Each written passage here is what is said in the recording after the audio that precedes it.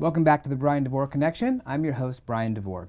Imagine a place where someone who may have experienced trauma or other negative situations in their life can go to get all the services they need under one roof. Well, you don't have to imagine that anymore.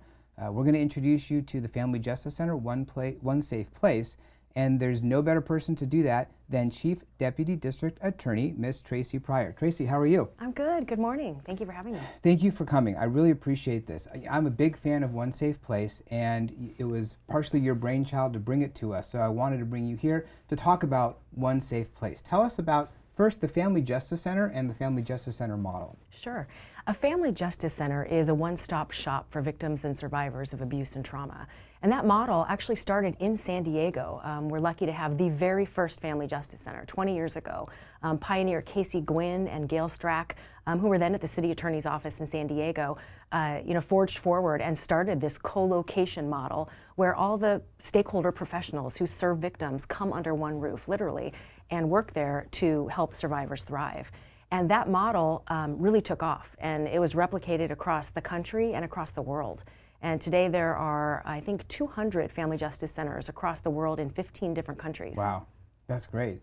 And so we've only had the one in San Diego until most recently, One Safe Place. What's the genesis of One Safe Place? Sure. Our district attorney, my fearless leader, Summer Steffen, she really wanted to regionalize that model that we knew worked so well.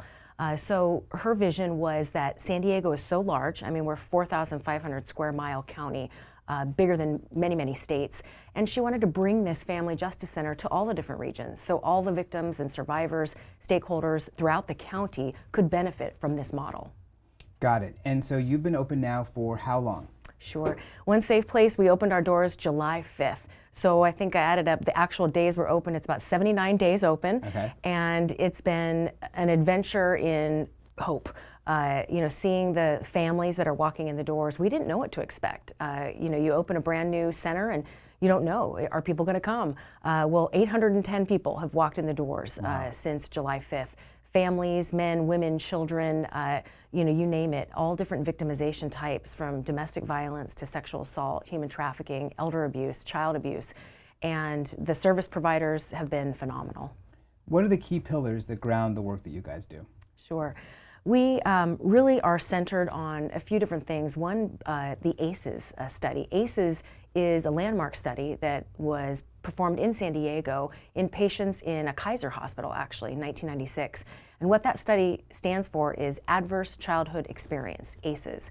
And the study found that even one adverse childhood experience, so drinking in the home or abuse in the home or neglect, can have really negative trajectory for that individual as they grow into their 50s, 60s, 70s. And so what a Family Justice Center wants to do is throw resources early, when a child has experienced domestic violence in the home or trauma or substance abuse or neglect, and provide resources so that we don't later have those negative outcomes and statistically perhaps even welcome that child into the criminal justice system. Yeah, that makes a lot of sense, because if you get to it early enough, then you can maybe stave off some of the issues that people have.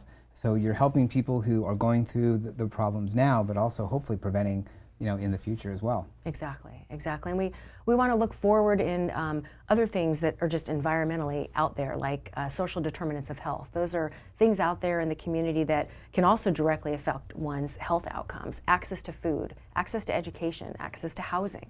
And so all of these partners who work in those spaces, housing navigators, food specialists who come in and teach cooking classes and how nutrition is important in a family, sustainable healthy eating, access to education and job workforce readiness. All those partners come in to look ahead. We want to treat and help the victim in an acute crisis. Right now the moment is happening, but we also want to look ahead and have the whole family approach to bring that victim from being a victim to a survivor to a thriver. Got it. I've had the opportunity to go a couple times to the Family Justice Center, the One Safe Place. It's incredible. I mean, the way it was designed, I know you talked about how the architect designed it with the pyramids and all the wood, the natural wood. It's just incredible there. And what I was also impressed with is the number of stakeholders who are there, who have space in the One Safe Place. So talk about the stakeholders that you work with. Sure. We are fortunate, we're privileged to have 82 partners in North County, San Diego, who have signed what we call MOU, Memorandum of Understanding. And what that is basically a commitment on those 82 partner agencies that they're going to send staff and they're going to be a part of what our village is. We call it a collaborative care model. So everyone from elder services to child abuse services, housing services, benefits, county benefit services, law enforcement, they're co-located on site with us. We have about 44 of those partners literally in the building with us on a daily basis. I'm appreciative that you mentioned the building itself, Bryan, because there was a lot of thought and intention that went into the actual building. We actually did some focus groups with victims and survivors and went to the research that talks about how context is everything to a patient in a hospital, for instance, or to a victim or survivor of abuse. So you'll see natural wood, real live natural wood. You'll see plants. There's 642 live plants in the center. You'll hear white noise being pumped in to the center purposefully. And that was all based on things that we read and people that we talked to that discussed that it's an immediate feel that one needs to have. We're very keen on the guest or member experience at One Safe Place. We want them to keep coming back. Oh, absolutely, for sure. Yeah, you mentioned guest or member, which is a great term to use for someone who is going through this process. Talk about what someone can expect. Describe someone's experience once they walk in the doors and what they can expect. Yes, we do call the individuals who walk in our doors either guests or members.